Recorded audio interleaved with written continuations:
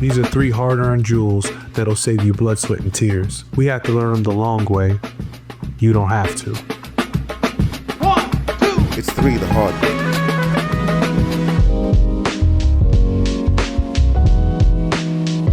Think about like complaining to HR. There are times when people are advised to go to HR with problems, right? And it's understood by the inexperienced that HR will help try to solve all the problems. When in actuality, HR is for the business, not the individual first. Sometimes they will have your best interest at heart, but often I've seen that human resources is looking to do what's best for the business. And so before you take something to human resources, try to play out, how is this going to work? Where is this going to go? If I go there and I complain about, I don't know, my manager to human resources, what do I want human resources to do about this?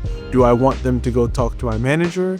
Do I just want somebody to vent to? Do I want them to give me a solution for therapy? That's one of those that often people just look at it as a default and they go to human resources, and sometimes it can backfire on them and make the situation a lot worse than they ever expected. I've seen situations where ICs have been let go. I've seen situations where it's been treated like water under the bridge initially, but then now like everything is kind of touchy, so everybody's kind of on eggshells, so the environment isn't as relaxed as it once was. You're talking about questioning people's livelihoods, questioning people's integrity. So before you actually throw a statement out like that, probably want to make sure that you've got your I's dotted and T's crossed, you know?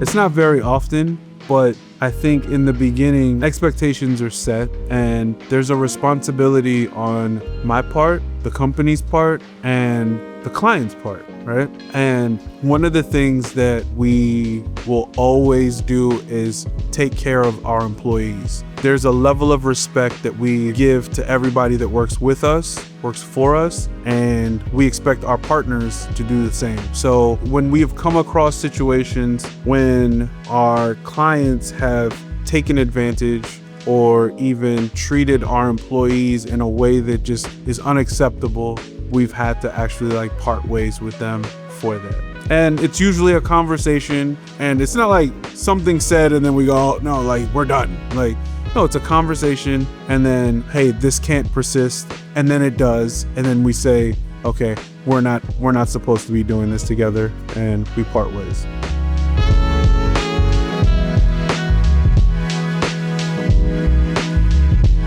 Yes.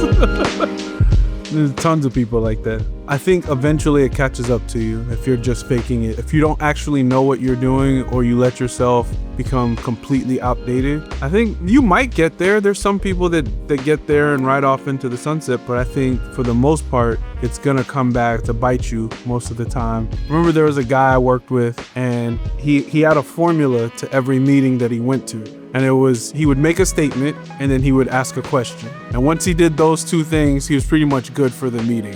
And so that was his game plan. And it got him very, very high, you know, in his career.